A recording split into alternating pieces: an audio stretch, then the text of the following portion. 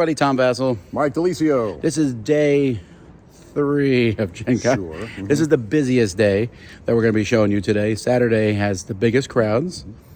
We're tired, like really tired. Tired. We are tired. I saw some comments on videos where people are like, oh, you guys are having a blast. And we are having fun, but it is a lot more work than you might think. Running a booth is a lot of work. It is. It's a lot of work, but it's also very flattering to hear all the great things that people are saying. So we appreciate the support.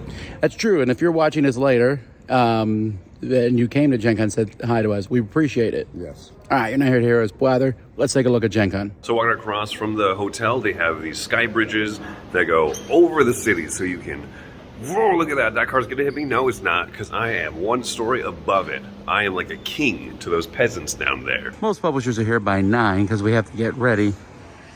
But, you know, I like to get in here nice and early. You're able to walk and breathe at the same time, which is always a nice thing. Here's DeVere. Oh, yeah. They're already hard at work. Look. Yes. You can't get up too early for DeVere. Oh, no. There's no such thing as too early. Oh, no, there's not. They are burning the midnight hours, so... And we're really busy with contractors, which is almost gone. Look at this. That's it. That's all we got left. And it's actually This built. is what is left. It definitely has that cathedral look to it, right? That's what I'm looking for. We're going for a motif, and I, eagle-eyed person that I am, noticed that motif right away. One of the organizations that's worth pointing out is this Double Exposure Envoy group here. They have several tables where people can sign up to kind of work Gen Con and teach a lot of games over here in the area. If you sign up for Double Exposure, they'll help you get convention passes, sometimes help with a few of the other expenses of getting to a con. You spend some of the time teaching some of the hot games that people want to know, and you can earn copies of the games. So it's a whole interesting program that's organized, and I always like shouting them out because they help people have fun at the convention, they help people get there. I think it works out overall for everybody. Big Potato Games over here is the USPS Great American Mail Race pick up and deliver game with an actual stamper that you stamp when you complete letters. This is such a cute, fun little booth over here. I wish there was something that was just like a little more eye-catching that kind of showed like, hey, this is a game about the mail. All right, super excited here. This is one of the ones that we covered in our Gen Con preview, Raising Robots with Nauvoo Games. So we're here a little early this morning and going to try it out. You select phases each round, boop, and they get different power over here, kind of based on what everybody chooses. You run your little factory here, the different phases of it, getting bonus cards, a little bit of gizmos, a little bit of wingspan, a little race for the galaxy, and it's kind of cute and kind of fun. This is a robot. Are you sure? I don't know how to play this game. No, you lost. The Nauvoo Games booth over there is connected here to Jeff Beck's. He's showing off Intrepid, Grand Carnival, Getaway Drive, a couple of his other designs, and make sure to look out for the new crowdfunding campaign of this one. I'm very curious about the new expansions that is scenario based, so kind of change it up each time you play. All right, starting day 3 here. We have signings happening. We have meetings happening. Dice tower happenings. Oh, the anticipation. You are the king. Of course, that is a high. 3-3. Found the person the hat belongs to. I found him. Day 3. Card towers are getting bigger. It's amazing this hasn't been filmed yet, but guess how many Ticket to Ride trains are in this amazingly huge bucket. Actually, it's hollow on the inside. It's all lies, it's trickery, but still fun and exciting, and the answer is 32. I care not if I die this very day, were the last words we ever heard him say. This here is the line for Twilight Inscription. I wonder how many buckets of paint it took to paint this. All right, another one of the aspects of Gen Con that is very cool is you've got cosplayers that kind of line up and pose for pictures. They've got a specific area here. So you're seeing some just fantastic of the role plays. Cosplays. You know what's up. It's Shaggy. I know him. I just complimented somebody's John Hammond cosplay, and I don't think it was cosplay.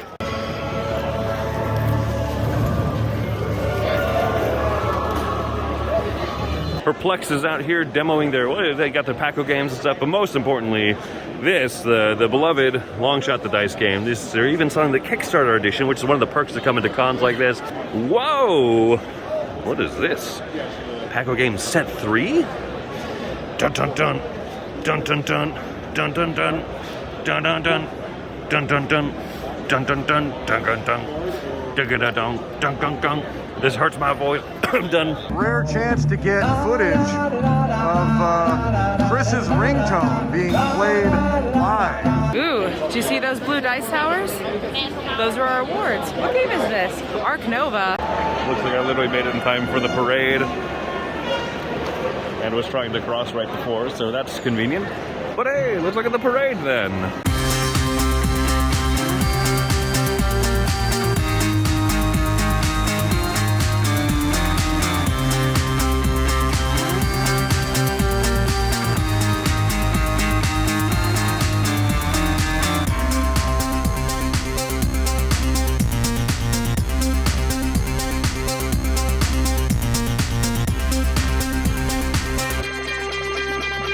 Something that I know Camilla and I, we're curious to see what it really is going to be about. Horizons of Spirit Island, which is going to be kind of a version of Spirit Island. I think the idea is to try to make it an easier entry point, perhaps, and obviously it's got slightly downgraded components from the base game, but that makes it more viable for a mass market audience. So I'm definitely interested to see how this plays out. This man is a national hero. Look at this. Dr. Pepper is crushing root beer. What have you got to say about that? I'm going to say this was unexpected. Root beer could be any type of brand, while Dr. Pepper is one thing. Surely you're thinking of the best root beer, and it's still lost. Wow. I'm surprised. Right here is Georgia Street, which they closed down for pretty much the entirety of the convention, and you've got a whole bunch of food trucks that go all along here. They do block parties, they'll do music, all kinds of fun stuff, and obviously this is all being tailored for Gen Con and all of the fantastic gamers that are coming from all over the world. And I can tell you from personal experience that a number of these food trucks are quite delicious. The lines, however, not so good. Lots of different options of things to eat. We've got noodles and barbecue, hot dogs, burgers, all the above, some sandwich places. There's lots of good stuff. It looks like there's even snow cones. I particularly like this one just called Bread. Here we are in the Renegade room, and we're taking a look at some of their upcoming stuff. Zordon, who I think is something to do with Power Rangers. I think I saw him in a movie, but I can't remember. And then we're down here to something much more important, G.I. Joe. Snake Eyes is in the front cover because that's all anyone cares about, but we all know the true hero is rock and roll. And then down here to Destro. Ooh, there's a G.I. Joe figure. I'll take that. Probably not. That is a beast. Huey Lewis in the news gets me pumped. Over here at D20 Pro, showing off digital tabletopping for role-playing games. One of the games that are being demoed here is the Fox Experiment. I'm inside the Pandasaurus booth, and this is an upcoming game from Elizabeth Hargrave, at least one of the co-designers, and very intriguing. I know a lot of people are going to be interested in this, so just going to show a peek. I don't know if too many people are excited about this, but they got the update packs for Seaside and Hinterlands and Prosperity. There's, a good chunk of new cards and stuff in there. Does Rio Grande still use an AOL.com email address? Okay. There's some super cool statues over here. Oh wow, look at that mammoth. That's very cool. That's some very impressive skill.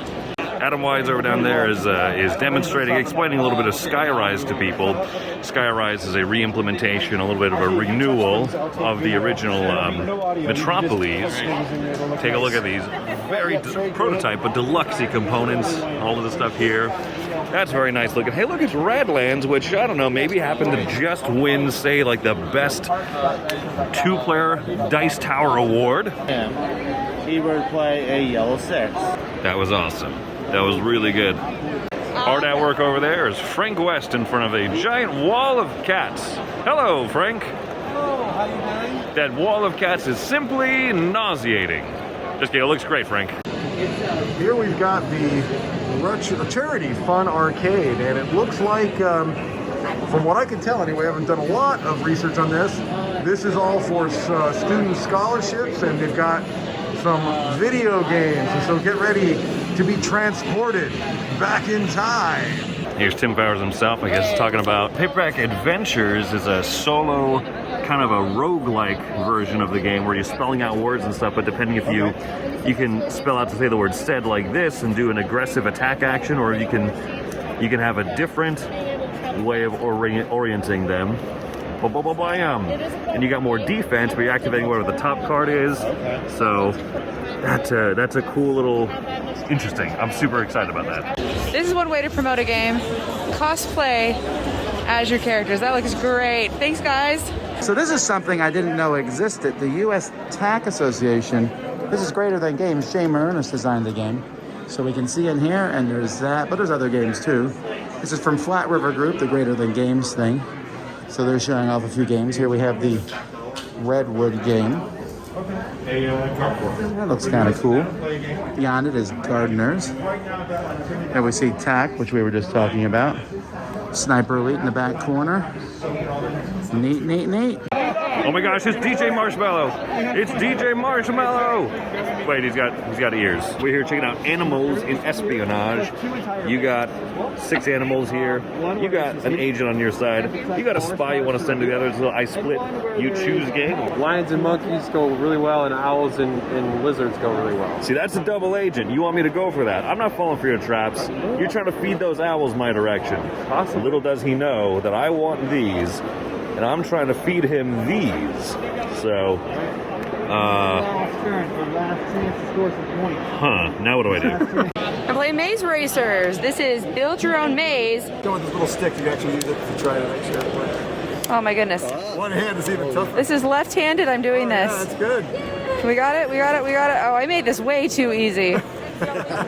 We're here at the IV Studio booth, which probably well known for most people for Moonrakers at this point, which is cool, but I'll tell you, the game that I'm slightly obsessed with right now, the review hasn't been done yet, but it'll get there. Mystic Mischief. Can you do one more? Yeah. You can go 3. Here at the Amigo booth, they've got the Kinderspiel des Jahres winner, Magic Mountain. Here's Magic Mountain in play by its target audience. Good job. Nice. Okay, so it goes to the next white one, right? So those are here. Awesome. And here's the Jumbo version of it they have at the convention. I'm gonna go play that one. The big one looks fun. Hatchets. So like at most cons or big cons, the Train Game Association has been around for a long time. You can see that here, people are playing train games, all kinds of games. If we zoom in, you can see Hell Rail, Freight Train, Steamrollers. Doesn't matter what kind of game it is, if it's a train game. And then we got people playing train games. Ticket to Ride, 1861 here on this table, 1822. So it goes from heavy train games to light train games. Well, there's a lot more Ticket to Rides being played, but hey. Over here in the CMON area, they're showing off some of their Teen Titans Go game over here, as well as here's a table of them Looney Tunes. Look at them little figures. Definitely some CMON stuff. And then Scooby-Doo is the third of the trilogy of kind of approachable lighter weight games they have. Norville Rogers, aka the Shagster. This is the main hall. The registration line is here normally. This is Saturday, so it's pretty crowded here. But there's not a lot here. There's a few things. There's the Shadow Run room for Cattle's Game Labs. There's a Fantasy Flight thing. You see Twilight Imperium and stuff. Well, is that a flute? Is that a pipe? I don't know. He seems very happy to be playing it, whatever it is. Look at the Takenoko pandas. They look so happy. I'm just gonna wash. I actually got a little bit. Here we are at the Dice Tower booth. Ryan from Ryan and Bethany Board Games is over there helping us running the Dice Tower. Roy is talking with people, embarrassing himself completely. Mike Parkinson, who you may remember from Board Game Makeover, is helping us cashiering. Mike Austin is the man holding down the fort over here. This is what we do most of the time that we're here, actually, is just meeting with people, selling promos, answering the questions, taking pictures every once in a while in front of our nice Dice Tower signage. It's a lot of work. We're on our feet the whole time. What you see mostly in the vlogs is the exciting, cool stuff of us going around, trying things out, finding things, but really it's just a lot of us just kind of being here, selling stuff, and hanging out with people. There's Mike Felicio being a national embarrassment. This is the ridiculousness we have Whatever to deal he's with. saying over there This is who we have is a representing lie. us at the Dice Anything Tower that he's booth. saying is a lie. This is what people see and when I they will come not to the stand booth. for it. Can you imagine Over what here we type got of an Corey, impression who they're does going to Dice get Tower News, and when they Brian walk Drake, to who a does booth, Dice and Tower not only Magic. do they see a man with a cat on his head, they see a magician of ill repute. Cat on and head? then What they is he see Corey. talking about? Snake, double sixes. 8 is one away, by the way. 8 is two away. Sorry, 11. Here we go. There's a 5 coming up now. I hope this is making the blog right here. Absolutely, the 5. And there's an 11 right there. Moving up right now. Moving up nice and fancy. And 6. Oh, my goodness. Doubles. Coming up 10. I missed the dice. 5. And here we go. Coming up now is a 10 and 11. Oh, the 11's coming up faster. Coming up faster. Coming up lead in first place here with the 7 wins away. 7 wins away. 7 wins away. 7, 6, 11, 12.